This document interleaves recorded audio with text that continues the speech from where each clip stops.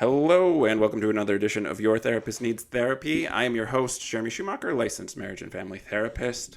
I am finally not recording by myself, and I have a guest today, somebody with some specialties that relate to one of the topics we've talked about a lot before in the sense of trauma, but with a different lens, a different focus on clientele, and a Milwaukee therapist. So I'm doubly jazzed to be joined today by Dr. Rae Anne Fung, who is the founder of The Balanced Collective. Some TOSA, right? These are things I should confirm before I start recording. Rae Anne, welcome. Thanks for joining me today. Thank you.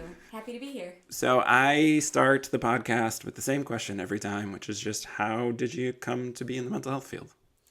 Well, it's my second and a half career, I like to say. I have lived experience in the trauma world through personal experience and other career experience. I was a Milwaukee elementary school teacher, and anyone who spent any time in downtown Milwaukee and working in the school system know that our inner city folks experience a lot of trauma. Yeah. And so I was working with a lot of kiddos and families who were just up against a lot of oppression and being under-resourced and experiencing a lot of community violence. And I was a young white kid, essentially, 22, out of school, and trying to understand what the hell was happening, because I saw parents and kids trying so hard, to do the right things, and it's just like they couldn't get out of this cycle. And then simultaneously, I was in the Army, National Guard. I joined the Army when I was 17. I went to basic training between my junior and senior year of high school, and was doing the whole drill 1 weekend a month thing. And I ended up going to Iraq when I was in my second year of teaching. And so, of course, we all very well know the kind of traumas that people experience in the Army. And so I was seeing, as a very young person, a lot of my friends being exposed to very serious traumas. And it was, to me, everything was just kind of coming together, that the trauma was the problem in all of these spaces that I was existing in. My personal life, my childhood, kind of growing up, the things that I dealt with, the families that I was serving and as a teacher, and then the soldiers that I was serving. And when I was in Iraq, I had a couple people who struggled. They had some mental health situations happen while we were there, and I had to escort them up to Landstuhl, Germany to get some mental health services. And I saw the psychologist working there in the hospital, and I was like, that's what I want to be when I grow up. Yeah. And so I came back from Iraq, and I continued to teach, but then I did my, I studied and applied to my master's program then, and at the time, I wanted to become an Army psychologist, and so you had to be a PhD to become an Army psychologist, and so that's kind of how I took that path. Sure. Was to pursue that. Yeah. That career. Yeah. Yeah. Winding journey. Yeah, it has been. I also love the idea that you're like 24, 25, and you're like, when I grow up, that's what I want to do. I'm still growing up. I'm in my 40s now. Yeah, I have that sensation a lot of like, wait, I've been doing this for how many years now? And like, I don't feel like a finished product at all. I love sort of that background journey too, because you experience some of this stuff personally, but also seeing trauma show up. It's all trauma, but it looks a lot different depending on when you're seeing it, not just in the population you're seeing it with, but also as a teacher, like where the brain development is at. Absolutely. And so, I'm married to a teacher. Both my parents are teachers. A lot of longtime listeners will know. Like my wife worked in public urban settings for a long time. That was a big passion of hers. And like it is a different environment for kids who are coming from scarcity or are having sort of trauma on a regular basis. And then school is ideally a safe space, but not always. Yeah, when I was thinking about coming onto this podcast, I was thinking about what was that critical turning point for me? What was that spark? Yeah. And I was lucky enough to work for, it was an MPS charter school at the time, same population of kids, but it was just a charter, and there were different types of education, professional development services, I think, that felt a little more cutting edge at the time, and it was a poverty in the brain professional development session that really turned it on for me. And I remember sitting there, and it was the first time I saw the Russian orphanage studies where kiddos that were deprived of touch and socialization and just had that adverse experiences at such a young age had differences in brain mass and really cognitively couldn't learn in the same ways as other kids. And we learned so much about how just trauma impacted kids' ability to learn at no fault of their own. Right. And some of those behaviors we were seeing in the classroom were not what we were labeling ADHD and oppositional defiant disorder and conduct disorder and things that were getting kids incarcerated, right? It was all trauma. And to me, it just helped me develop empathy. Yeah. Actually, what I will say is it wasn't empathy then.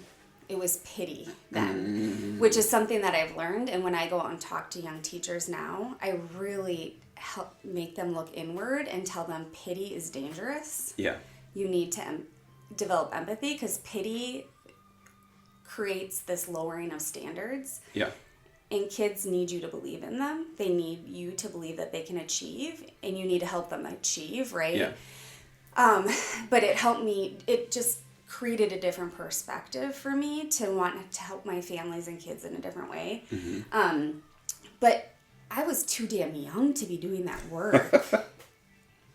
And that's the problem with our school systems. Like at 22, that's why I said I was a kid. Now in my 40s as a PhD in psychology who's been doing this work for a while, I feel like if I knew now then what I know now, I could help serve those kids differently. Yeah. But that's not what's happening. We're sending our youngest teachers without all of that education into the schools with these vulnerable kiddos and families who have all this trauma to do this work, and we're just telling them to teach English and math. Right. And it's never going to work. Yeah, and I'm trying to decide how much I want to soapbox here. My long-term listeners are like, here comes the late-stage capitalism conversation. But those kids grow up, and they aren't academically equipped to go to college, so they join the workforce, or they join the military, and so, again, there's this sort of idea of we're not addressing any of the root causes of these things. If we're addressing it at all, we're treating symptoms. But that same dynamic is in the education world is like I started at a homeless shelter. I didn't know what I was doing. I didn't know how to help that population. I was doing DBT with people who didn't have secure housing. That's, I look back and right, why was anyone listening to me when I was 21 years old? I didn't know what I was doing. And that doesn't mean I couldn't help people or didn't help people. It's just right, I reflect on 16 years of doing therapy and was like, I don't know why people were listening to me. I feel like maybe in the last 5 years I've figured out how to be helpful. Right. And 10 years from now, we're going to look back at this moment in time and we're going to be like, we didn't know anything. I'm going to delist my podcast out of, how cringy it is. But no, so tell me a little bit about, and you don't have to get super personal here, but what was sort of your knowledge around mental health? You talk about seeing it while you're deployed and recognizing it. But what was, did you have any sort of frame of reference? Was mental health something you were raised around? Was that a taboo topic in your household? What did that sort of look like? It's interesting too, because I've been reflecting on that. I always struggled with anxiety. I never labeled it until recently, actually, within the last few days as anxiety. Definitely trauma. I mean, adverse childhood experiences. My ACE score was 9. My mom died when I was 5. There was substance use in my home. Lots of trauma. Sexual abuse. Lots of instability. Just all of the things. I think I was really protected by teachers. Which is why I went into education. I think they were the people, because I was academically gifted, I was seen as kind of a kid to be protected, right? I think that was teachers. I was a shining star in the classroom, so like they wanted to support me, right? Yep. And so that worked reciprocally. So that contributed to my resilience, and I was okay in the way that I didn't have PTSD or a lot of those symptoms looking back, but definitely anxiety. So like I would be a kid who would somatically experience anxiety, a lot of like throwing up, a lot of like GI problems. I remember I was a 3-sport athlete, and I would get so sick before competitions. I'd be throwing up. I would be running cross country, and I'd be near the end of a race, like top 10%, and I would just like throw up and like collapse. And it wasn't physical exhaustion. I knew that it was psychological then. I didn't have the words anxiety to put on it. And working class family, blue collar family, nobody around me really had the words to put to that either. So I wouldn't say it was taboo. It just, there was no education around it. And I grew up in a small town where I don't know. I didn't even know there was like a such thing as like a counselor, right? There was like a school counselor who helped you with career stuff. But in terms of mental health, I remember I had like a suicide attempt when I was a kid. And I was taken to like a hospital, and I was kind of coached by my dad what to say so that I was taken out of the hospital. I was very young. I was a young kid. It was like, it was not a lethal attempt because I didn't know what to do. And so there were some interactions, but not really education. When I went to college, my first major was at business. I was going to be a corporate lawyer. Okay. My dad, being a blue collar worker, I think really wanted, that was a career that he thought would make me money and get me out of like that cycle. And that was not me. That was not a fit. And so I did actually double major in elementary education and psychology. And so at UW-Madison. And so I learned a lot about mental health through that double major and worked in some undergraduate labs, and so got some good mentorship. And so by the time I was in Iraq, when I saw these things, I had a soldier that had a psychotic break there, and I had a soldier that had a relapse in an eating disorder. I knew what was happening. And they came to me for mentorship, and I was able to help and recognize what was going on, talk with my commander, and then facilitate getting them to treatment. So I knew enough about it by that young age, I guess. But not deployed as a psychologist at that point. No, I was a truck driver. Okay. Yeah, I was a truck driver when I first joined the Army, so I was always enlisted. And then when I went to Iraq, our unit trained as detainee operations. We were at Camp Bucca in Iraq. We had 17,000 detainees when we went there, and our job was actually kind of tearing down the detention facility. So we monitored the detainees while we were there, moved them around the detention facility, took them to classes, visitation, things like that, and then eventually turned them over to either the Iraqi government or released them, and then physically tore down the detention facility before we left. Okay. So yeah, I was not in mental health. Not in mental health. No, seeing a lot of it, and again, I mean, I've talked disparagingly about the education system of a bachelor's in psych, but it's not nothing. I mean, you do learn a lot. It's foundational, I think, in what it covers, but it also really lacks depth because you just you can't study something trying to get a background in research and statistics and the basic principles of psychology as we understand it. Exactly. So a bachelor's in psych is enough to notice, hey, that's an eating disorder or that's that's psychosis, without necessarily knowing what to do next. Which again, even in grad school, I speak disparagingly of that too, and to say you learn what to do in your first 2 sessions, and then you're like, oh no, what to do now? So you go back to school and you get your PhD, and then Did you work then in the military in that psychology role? I did not. Okay. I actually got out of the military before I went back to get my master's degree and PhD. Life takes turns, and I ended up having kids. Okay. And my then husband, we're now divorced. He was also in the military, and we had deployed together when we were in Iraq. And he was active, and I was not. Yep. And I could not imagine us being deployed at the same time and having children. Right.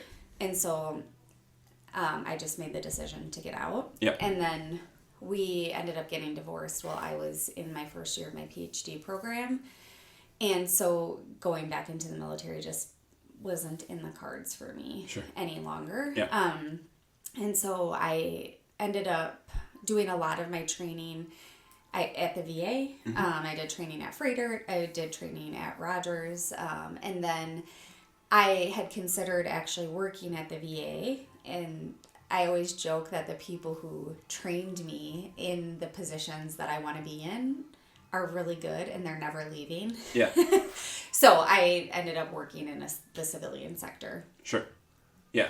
And one of your specialties, though, remains working with veterans and trauma around that experience. Yeah, absolutely. So I wanted to study PTSD in the veteran population. And as I started my master's program and was looking at that in more depth, I started stumbling on all this literature about military sexual trauma. And it was one of those things, as I started reading the academic research about it, it was like, holy shit. Like, this is what that was? Yeah. Like, that is what all of us were, like, going through. And I would not label my experiences as a woman necessarily as military sexual trauma, but there are certainly lots of things that I went through that were bordering that. And there were lots of women that went through that. And so I spent a lot of my academic career looking at the military experience from a systemic perspective and what that acculturation looks like when we think about just identity in general and that adjustment. And, you know, back to your point when you talked about people who grow up in the inner city and lacking, you know, good education, they don't have that healing from that trauma and being under-resourced, and then they have to go straight into work or military, right? Yep. So the military kind of takes advantage in some ways, right? Or you could say gives opportunity to, depending on how you want to spin it, and to people who don't have other opportunities, right? Yeah.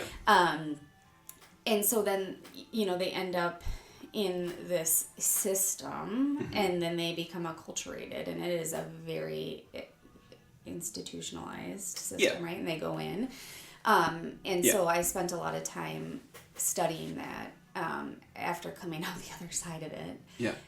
And military sexual trauma is just one piece of that. And the way women are acculturated is a piece of that system. Yeah. And so I've looked at that in depth and have done a lot of work both inside of the VA and then since then, like when I moved into a civilian hospital and worked there for 7 years, I worked towards and did one of my proudest accomplishments was building a veteran program, you know, in that civilian institution. So it's kind of like you don't necessarily have to work in the military or in veteran institutions to serve that population. To serve that population, exactly, yeah. For sure.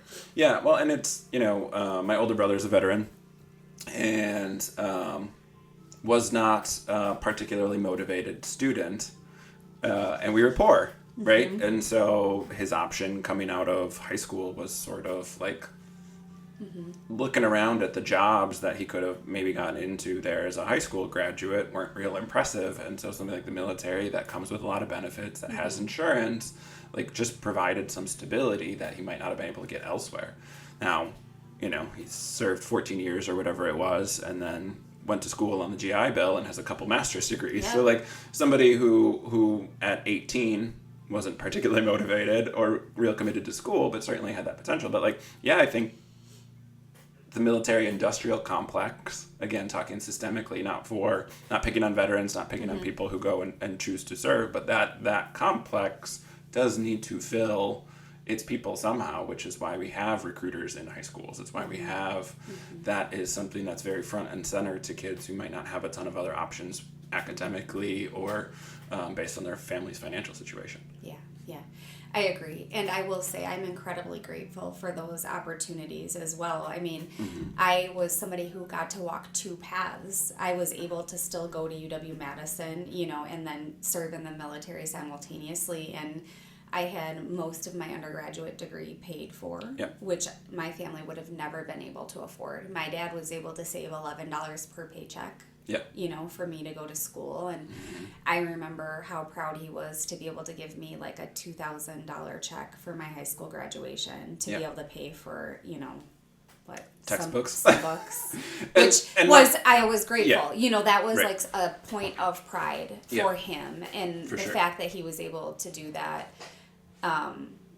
It just speaks to the situation that we're talking about, and him signing for me to go to basic training when I was 17, because he had to sign, right? I wasn't an adult.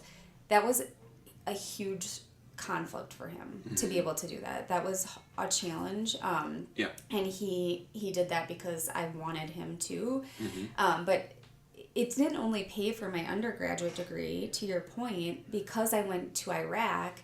Wisconsin gave me 128 free credits. My master's degree and my PhD was completely paid for.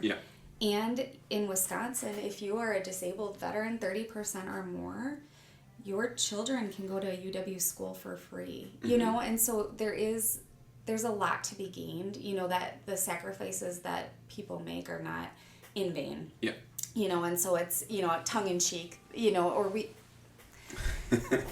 I'm very careful to talk about the military-industrial complex as separate from military service. Because again, I think the system there is predatory and problematic in a lot of ways, and people who want to serve or serve because they don't have another option, either way, are serving their country in a very meaningful way. Exactly. And we should be like, hey, Rae Anne's a bad company. So I think there's that balancing act, and I think people struggle or get nervous with some of that nuance that if you speak out poorly about the military writ large, you're anti-veteran, which is I don't think is a common sentiment. I think the common sentiment is hey, this industrial complex that takes advantage of people and makes money off of their sacrifice is deeply problematic. And we talked a little bit before coming on air about the lung challenges that I have, and I think that's part of this too. There isn't really informed consent when you join the military. In psychology and mental health, informed consent is a huge part of the process, right? We are always talking to our clients about, here are the potential benefits and here are the potential risks of doing this, and it's every step of the way we are as transparent as possible, and that is so ingrained in our ethics and every part of what we learn. In the military, that's not so, right? And if there was informed consent, nobody made it explicit to me, right, when I joined. And and the difference between joining in peacetime, I mean, I think my brother joined in 1999, maybe. And then September 11th happened 2 years later. So, a much different world if you are making that informed decision. I think his first... And again, this is just my lived experience through my brother, but, I think his first contract was a 3-year stint. And I think that's pretty common. And so, again, what did that informed consent maybe look like in 1999 versus in 2002? It's very different. And we all know that we could die and go to war. I mean, that's obvious. I signed on for 6 years when I was 17. But the burn pit stuff and the exposure to these toxins and things like that, it's these little nuances, or all of the vaccines and stuff that you have to get. I remember standing in line, and you just go, these lines were literally taped on the floor, and you don't even know what you're getting, and you just go from one medic to the next, and they're just poking you, and you're pulling down your pants, and here's this one in the butt cheek, and then anthrax, and all these different things, and then I came back from Iraq, and I felt like I had allergies, and I was like, oh, it's just a change in the environment, and never had allergies. I've been a 3-sport athlete, a runner my whole life. And for years, I was taking allergy pills, and finally people kept pushing me, like PACT Act. There was a lot of research coming out about all these young veterans dying of lung cancer and all this late onset asthma. And my VA provider is like, you need to just go through some testing. And I was like, oh, I'm fine.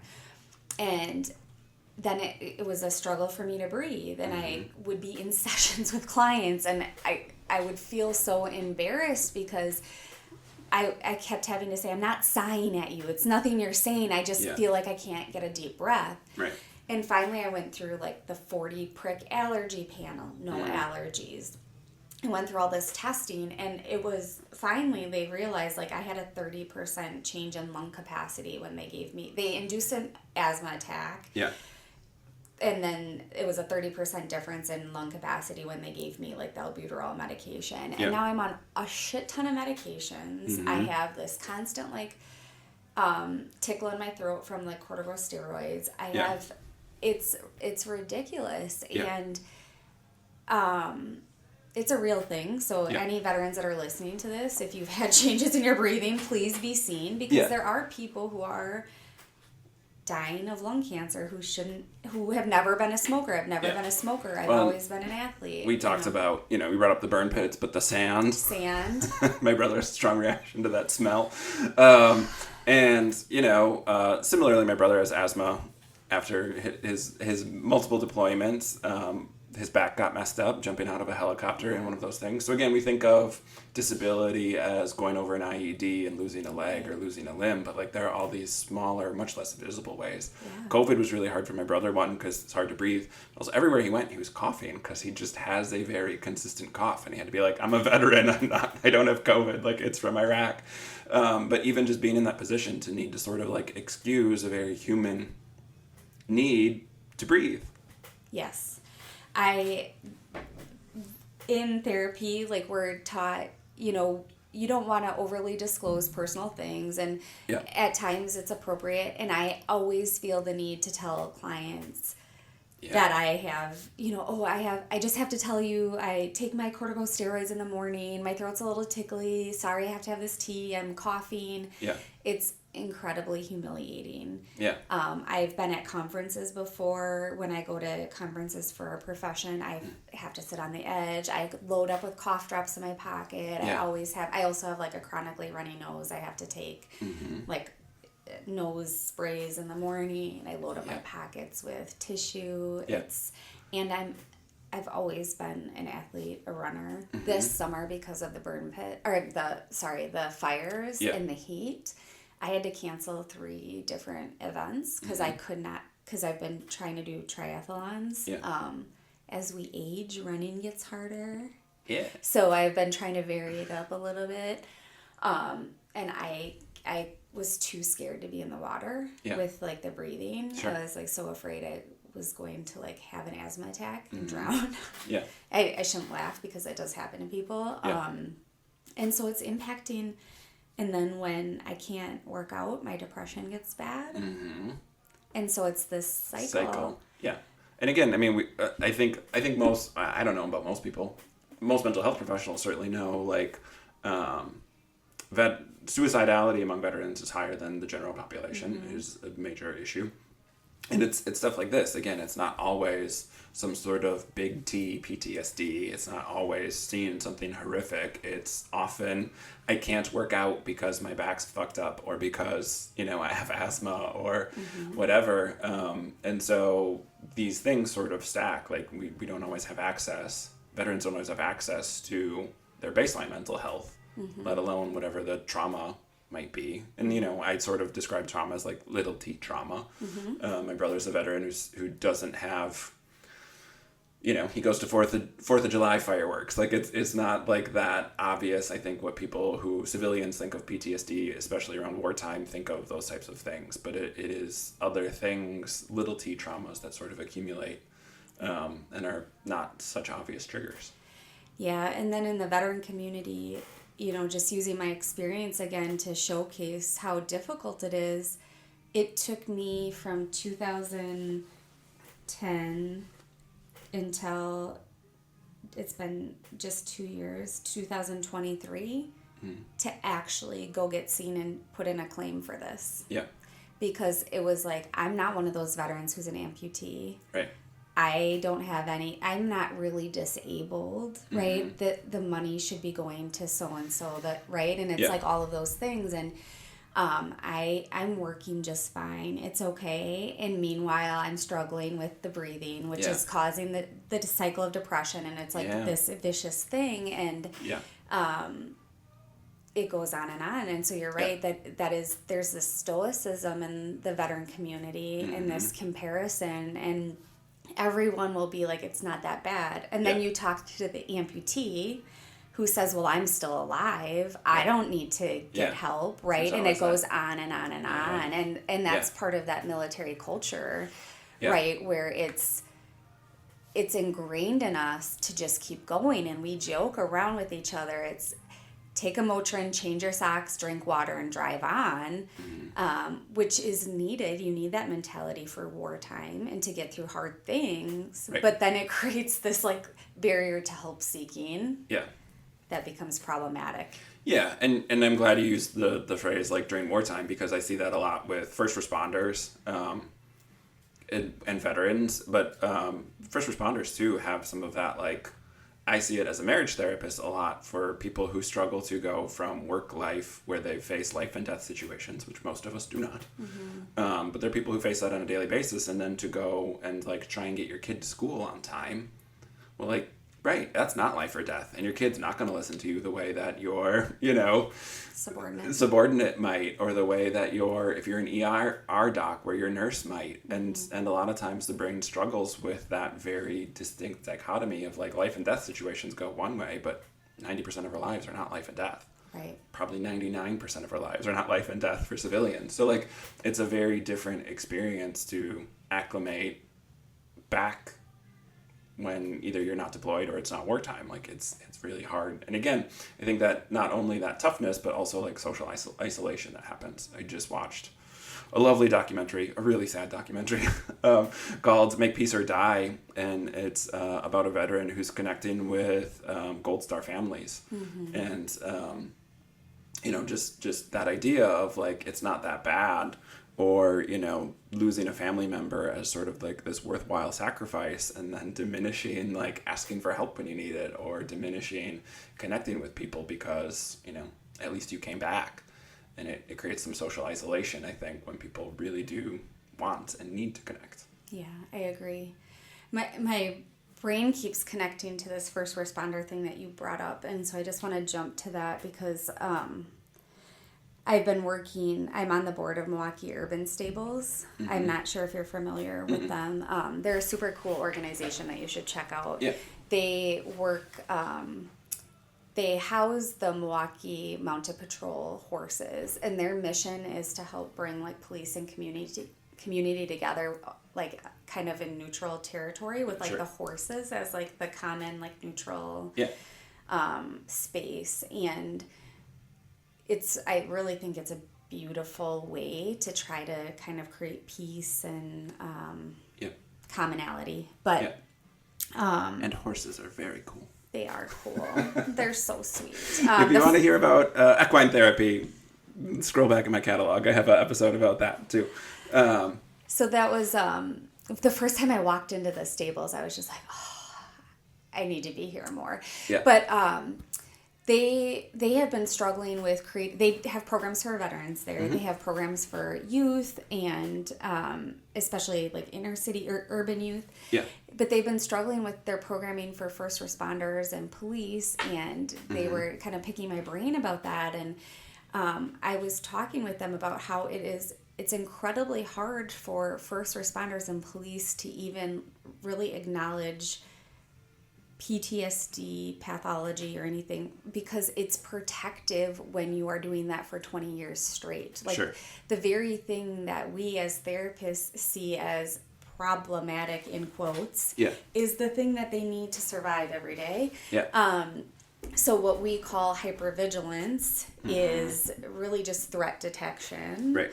And so when you're talking about this, going back and forth, and I've day to day, like as a military service member, you deploy for 12 months, 18 months, and then you get to come home for a year. And of course there's the training cycle. And when you're training, you're acting as if, but there is still that part of your brain that knows that the threat isn't necessarily real. Yeah. For our first responders, police community, that threat is there all the time. Their nervous system is constantly ramped up. And I just have a lot of empathy for that experience. And there's something there that has to be unlocked, because I feel like as long as we have a profession that is constantly living on edge, there's always going to be. Yeah, it's a problem. Long-time listeners know my thoughts on the police. But again, like a lot of that is systemic, right? Like if we zoom out and see this profession being as existing to defend state power, that's not like putting those people in a position for success. Like that's needing those people, like saying we're going to pay these people to be fucked up in the nervous system for their entire career. Yeah. That's not those people being bad people. That is a system that hijacks the brain for a specific outcome in a way that isn't really healthy. And so again, like lots of nuance around that in our current political time. Hard to maintain some of that nuance. But yeah, and we think of, I think again, so I like to just highlight and underline and circle like 3 times that PTSD people think about of like getting mugged, going to war, being in a really bad car accident. But again, a lot of times it's being in an environment where any of those things could happen. Our brain doesn't care particularly if you live through it or you're just needing to be on high alert for it. And so, I talk about it as big T trauma, little t trauma, because I think so many people have trauma and don't think of that big T, capital PTSD thing because they haven't been shot or because they haven't, gone through whatever bad experience they think earns them PTSD. And like, that's just not how your brain is wired. Your brain is wired for, if I could die, I need to be on this high of alert all the time. Yeah, thank you for bringing that up. I'll share something that I've been dealing with. And actually, there's shame attached to it.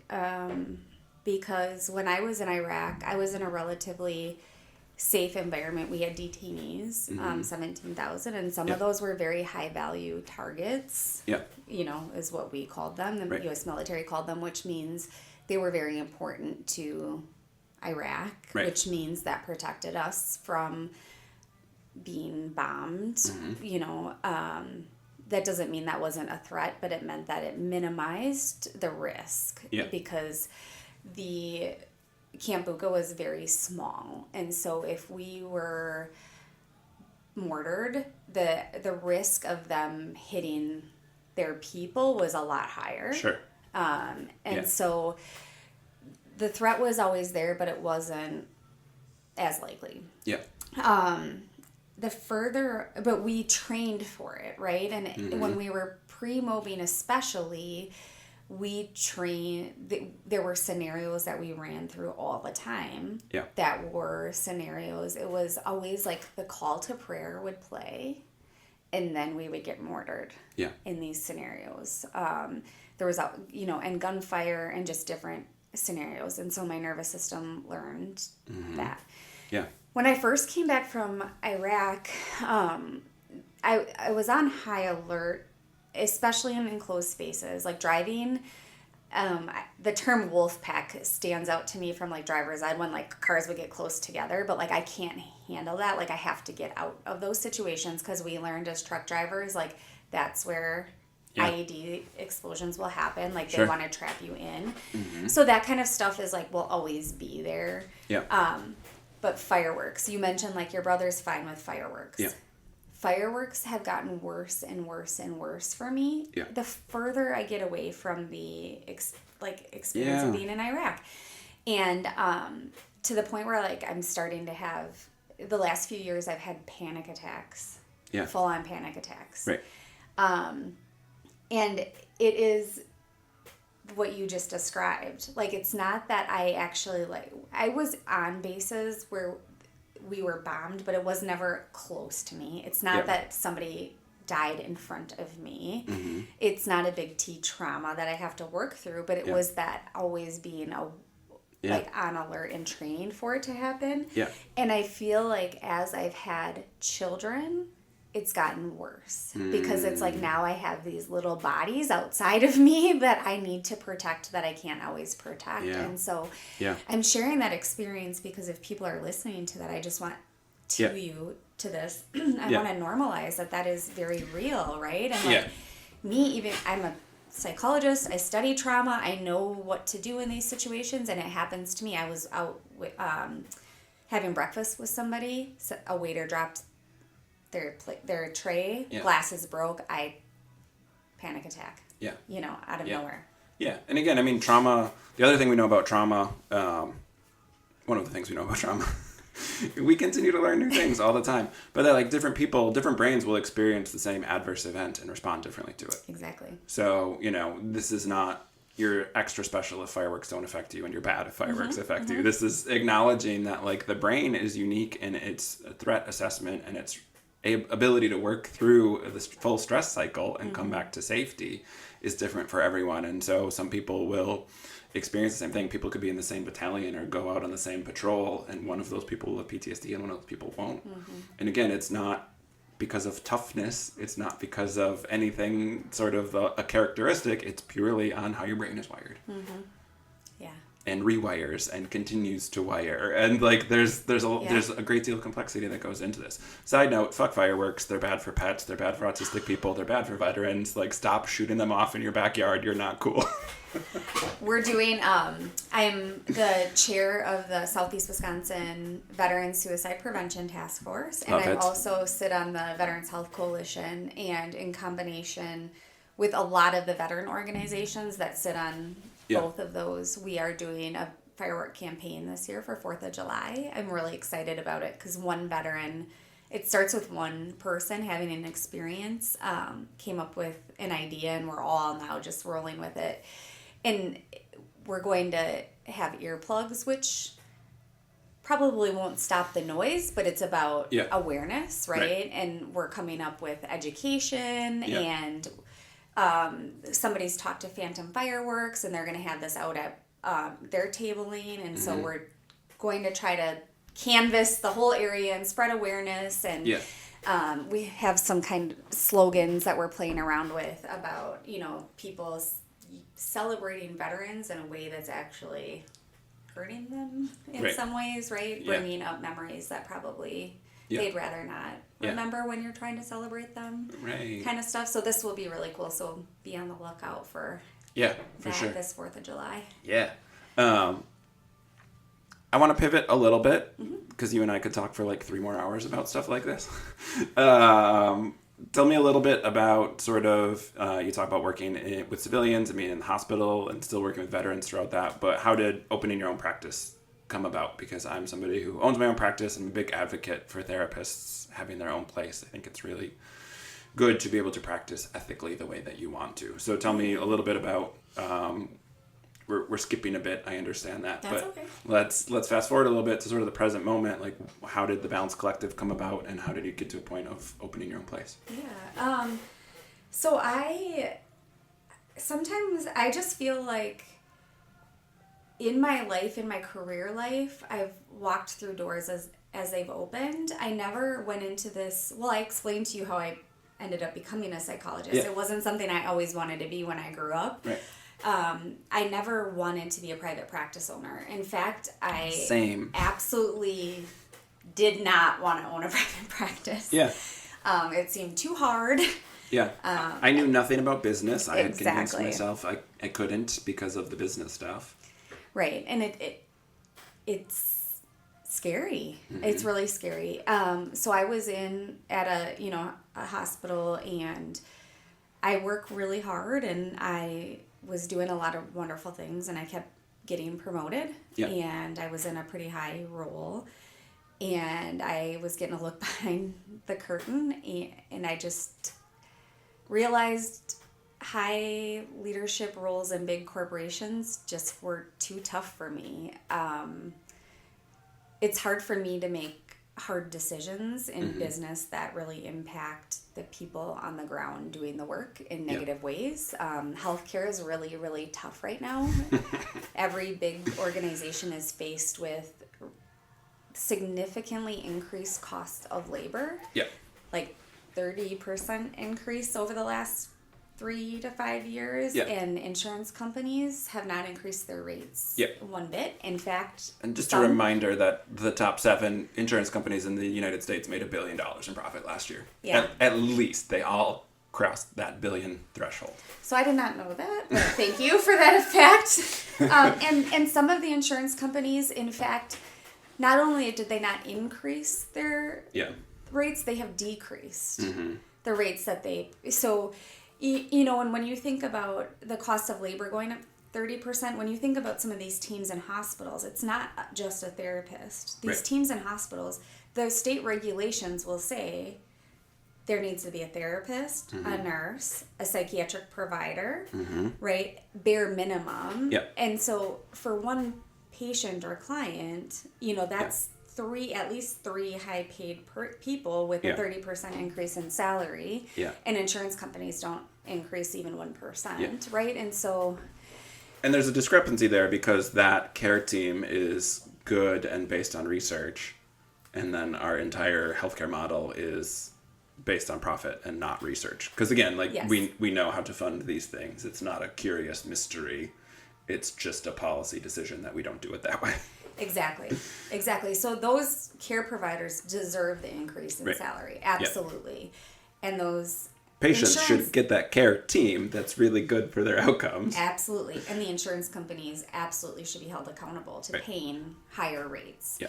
But these healthcare companies are put now in this really challenging position where they now need to increase caseloads to make ends meet, to be able to meet state regulation requirements. These insurance companies also have demands in what they require of these care teams. It's a podcast, so y'all can't see me rolling my eyes so hard, but yes, the insurance companies also make demands for some reason. Right. You have to meet all these. This has to be part of your team. You have to have all of this in your treatment plan. You must have this done by this amount of time, right? And it becomes increasingly impossible for these companies. And so the therapists and providers become more and more stretched. And I have an open door policy as a leader, and I was just taking on so much of I was carrying the burden of all of the concerns. So I had like 150 people pretty much under me, not direct reports, but under the area I was serving. And I was allowing people to schedule time with me because I believe in that. Yeah. You know, I really carried a lot from the military with me. Yeah. And I was trying to serve them and carry those things forward, but it became more and more impossible given those factors. Yeah. And they were trying to continue to provide good care, right? And therapists will burn themselves out to make sure the clients get the care that they deserve. Yeah. And so I couldn't do it anymore. I was getting physically ill watching this happen. And so I just kept thinking, what do I need? What do I want? And it was balance. And so that's, you know, it's just cliche, balanced collective. But when I kept trying to think of a name for the business, I was like, what am I moving toward? And what do I want for the clinicians who work in the practice? And I really want them to find balance, and that it's a self-pay, private pay practice, because I don't want them to have to be caught up in all that nonsense with these insurance companies. Right. And I feel some kind of way about that limiting access, because I've always really prided myself on access to care for people, you know, especially people who need to use Medicaid, Medicare, But the way that I resolve that is once we get the practice built up, and even now I do sliding scale for veterans and military, but once we get the practice built up, we'll offer some sliding scale pro bono where we can, so that it's in our control. Yeah, for sure. But so that's how it came to be. And I realized as a business owner, I probably was a little maybe too generous with the split. Like crunching the numbers, I'm like, okay, this is only going to work, if it's like perfect, and that's okay though, because the people who came with took huge risks in starting from scratch, like no clients at all, private practice, but for sure. So we're happy. We love each other. They're, in the way that like we respect each other. There's no, I don't want to say there's no, what's the opposite of that? There's respect, support for each other. We're each other's biggest fans. Yeah. Well, and there's such a, gosh, we just talked about veterans. So I feel comparing myself, like, again, it's not that hard to be a therapist. But like there's moral injury in doing this work when we know your insurance company is taking advantage of you, right? When we're trying to meet someone where they're at and their insurance company declines coverage, or when we're trying to, as a marriage therapist, I saw this constantly of like insurance companies only covering 6 sessions. You can't do couples work in 6 sessions. Yeah. You can do some very basic stuff. And like a lot of these people put off going to therapy because they have this idea that it's expensive, and stuff builds up, and so you're getting people 12 years into their marriage when they really need to be in therapy. On average, we know the research is couples come to therapy 6 years after they need to.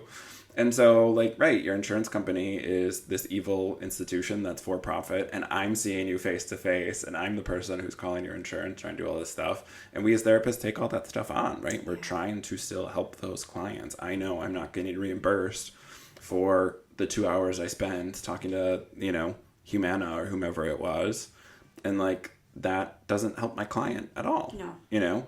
And so, like, the burnout rate of therapists is very high. More therapists are leaving the profession than are coming in, while we're in a mental health crisis for literally every demographic. And so it's really hard to, like, be able to balance some of that stuff. And every private practice owner I talk to talks about, like, and I hate not being available to everyone who needs it.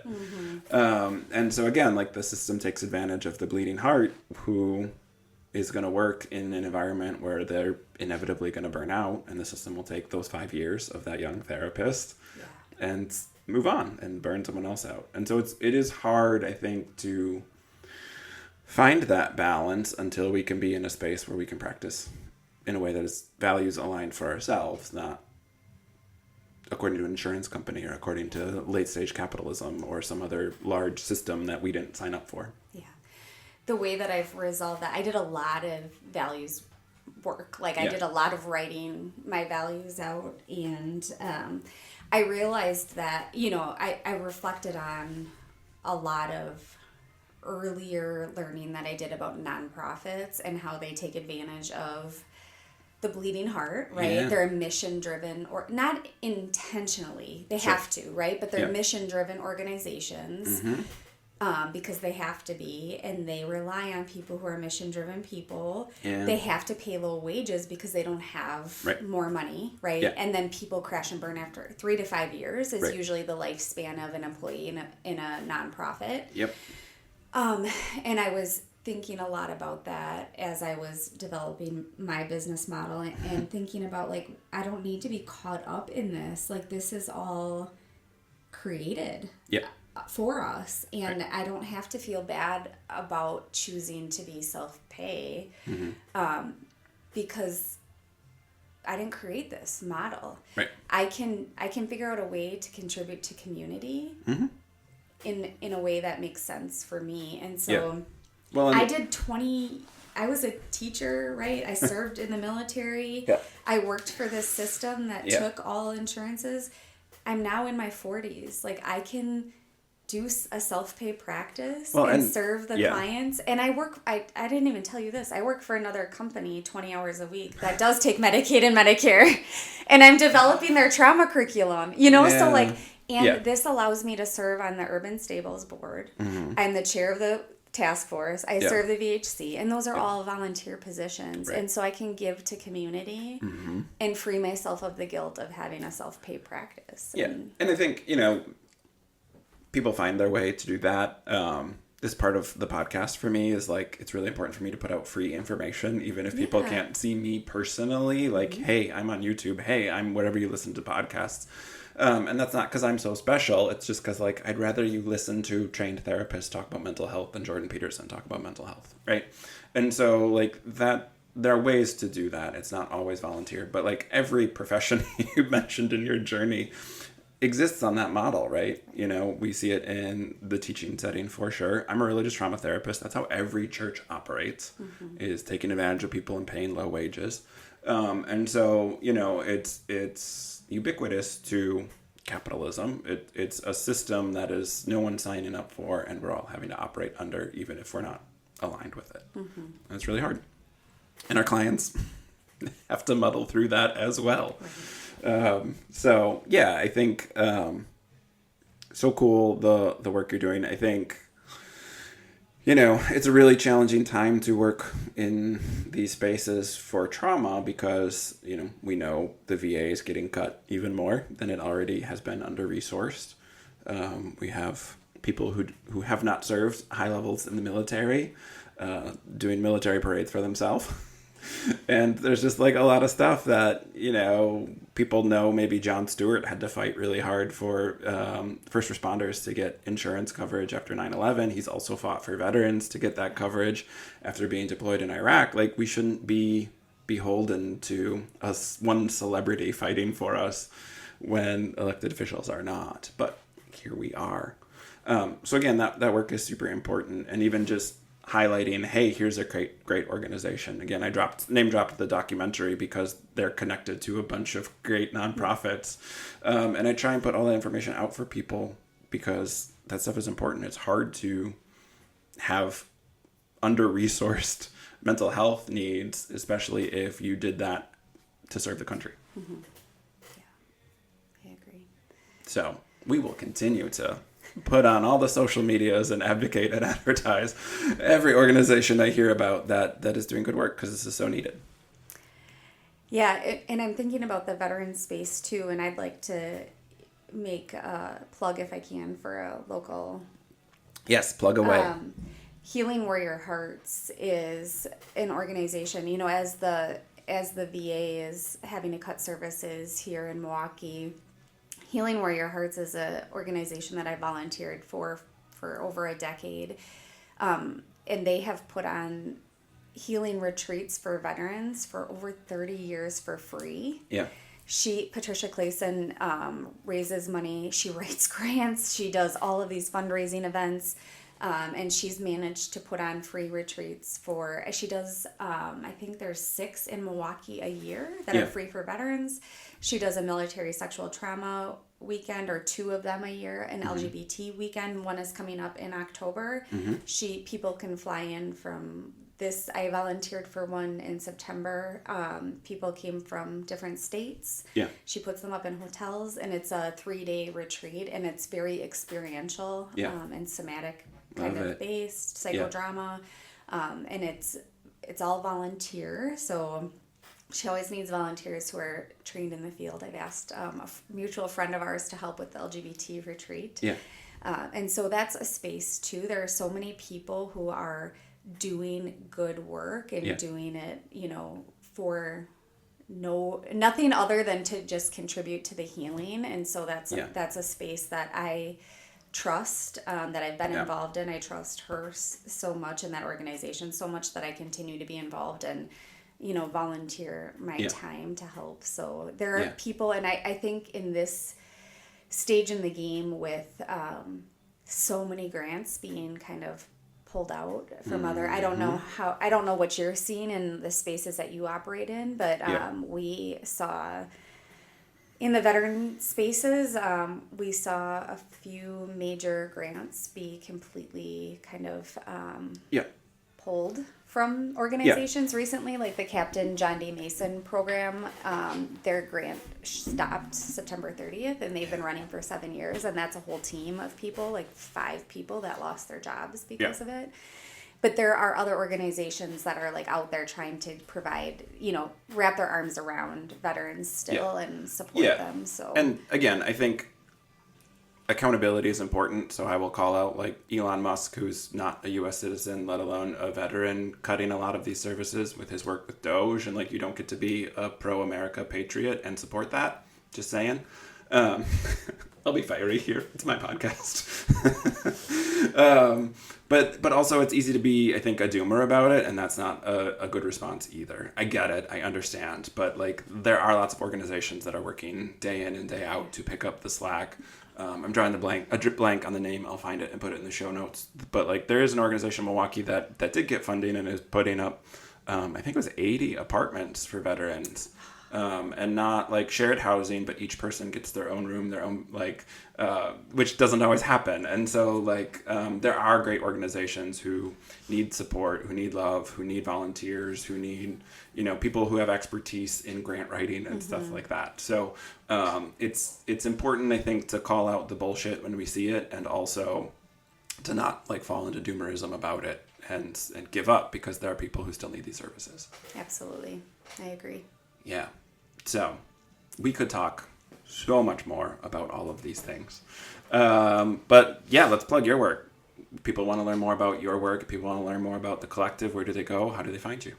Yeah, I'd like to say that first of all, of course, trauma is my area. I also love working with professionals. I spent a lot of time supervising therapists in my last job. And so I found a lot of meaning and joy in helping support people in my practice that are in the field: psychiatrists, therapists, providers, military personnel, and other business professionals. I find people who don't want they don't want insurance involved in their healthcare like to come to me. I see people who, I have to say something. This is what I wanted to say on your show, because I want people to hear this. This has been very interesting to me. I am seeing therapists and people who are in this world of therapy where there's a lot of stigma against therapists going to therapy. Yep. Are you in that space? Yeah. I mean, my podcast is called Your Therapist Needs Therapy, so I've accumulated a lot of other professionals as my clients. But, I'm going to, not to put you on the spot here, but like, you went back and said like feeling guilty about like drinking tea in session. And I think that's like such a preposterous thing. I got into an argument with my sister, who's not a mental health professional, and I love her dearly. But like, she was like, I would be mad if my therapist ate lunch during our session. And I was like, you're a teacher. Like, do you not eat lunch in front of your kids? Like, where is this idea that therapists don't get to be people? Yeah. But yeah, I think some of it is Midwestern. I don't know, because you've traveled abroad and done some other things for a wider perspective. But as a Midwesterner, and talking to a lot of therapists who operate on either of the coasts, like mental health here in the Midwest is still pretty far behind. Like, there is still a big stigma about going to therapy, and there's still that idea of like inherent weakness if you need therapy. I'm like, I have a therapist. My therapist has a therapist. Yeah. I don't know that I would work with a therapist who didn't have a therapist. Do you think there's a difference between psychologists and master's level therapists? Oh, for sure. Because in my training, it was encouraged that we would seek therapy. Oh, sure. I was probably seeing it from the other perspective, that there's like a snootiness to the terminal professional PhD degree crowd, or the psychiatry especially crowd around. I said snootiness. I think that's where I'll leave it. I just don't think it's warranted. Like, everybody needs help. Okay. And like, you don't need help for your whole life necessarily. That's how I do therapy, is like, come in when you need it and then stop when you don't. But like, everybody could at various points in their life benefit from therapy. Yeah, I agree. I've just always been, maybe I just have surrounded myself with people who have this like wounded healer mentality. I just really love this idea of we're all wounded in some way. Yeah. Every single one of us have experienced pain in our lives. That is ubiquitous. We all have trauma. Well, most of it's little t trauma, but I mean, even if we don't call it trauma, we've all hurt. Yeah. We've all experienced a breakup, a loss, whether it's a person or a pet. Yeah. We've all been teased about something, Yeah. even if you think you're the most popular person, whatever. I don't care. You've been teased.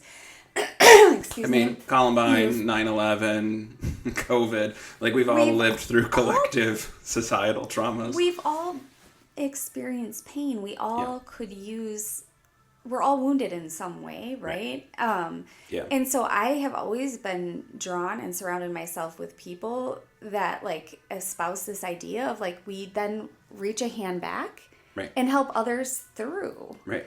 And so hearing from people have gravitated toward, because I put on my website, I put up a talk that I did I'm a Tillman scholar, and they filmed it's like a TEDx style talk, but I laid it out there. My ACE score, the traumas that I've been through, the sexual abuse that I experienced, because those things happened to me. I didn't do those things. Right. I have grown through the shame of, I still have shame about like my throat stuff and my tea, and I need to work through that shit. But like, I didn't sexually abuse myself. Like that perpetrator should carry that shame, not me. Yeah.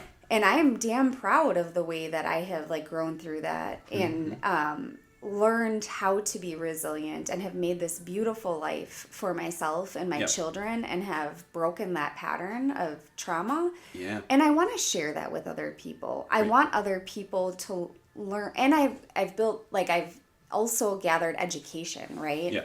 So it's not just like personal experience, but like academically I've learned, and like I want to share that with the world so other people can benefit, right? And like, so this wounded healer, and so people can't see me doing this, I'm reaching my hand in a gesture and pulling other people through like this path, this tunnel. And to me, I've surrounded myself with people, PhDs, who believe that to be true, and we talk about therapy. So like to hear that people like say like you shouldn't do that, and like there are therapists who like will interview other therapists, and if they talk about therapy, like they won't hire them. Yeah. I'm like, what the is going on? I, unrelated to interviewing you this morning, had another conversation with a therapist this morning. Like, what if there's only like 8 therapists in the city who actually are good at their jobs and also ethical? And like, I don't think it's 8. I was being hyperbolic, but like, yeah, I mean, a lot of therapists have bad business practices or are engaging in, some questionable practices. And, let's not even getting into, it's all nuanced, right? Because that doesn't mean go see a life coach, because they're also engaging in unhealthy practices. But like, yeah, it's hard to find, I think healing happens in community, and there's still a lot of people who have to deconstruct and pull on some of those threads of capitalism and your exceptional individualism to understand that, like, yes, we are social creatures and we are only healthy and well in community. In community. So this is me saying to your listeners that you can come see me, and you can learn more about me at balancecollective.co if you want to free yourself of that shame of needing support, because we all need it. Yeah. Yeah, and we'll maybe circle back and get your other therapists on at some point too, but you have two other therapists working with me. One is an expert in parenting and maternal mental health, and especially disability parenting. She herself is a parent of a little toddler who has Down syndrome. She was well into parenting, maternal mental health, and helping people through parenting struggles before that. And I think it just makes her even better that she can be really relatable now. And then her name's Katie. And then we have Rebecca, who is a tried and true OCD, anxiety, body, repetitive disorders therapist. She's been doing that work for a long time too. I think my brand is really about only bringing in people who are specialists and expert, like everyone in my practice has over a decade of experience doing the work. So love it. And that was balancedcollective.co. Yes. And your socials. You're on social media somewhere. Yes. I found you on social media somewhere. We're on LinkedIn. Ha! That's the old person Facebook. social media. Facebook and Insta. Because I am old. What is the new cool thing that I need to get on? I mean, there's none of it's cool. It's all Okay. awful. It's just specifically LinkedIn is for old people. Rae Anne, Yes. thanks for joining me today. This has been lovely. Thank you. And to all our wonderful listeners, thanks for tuning in. We'll be back next week with another new episode, and we'll get Rae Anne on again for sure to talk more in depth in some of our areas of expertise. All right, everybody, take care of yourself. Take care of somebody else. Peace.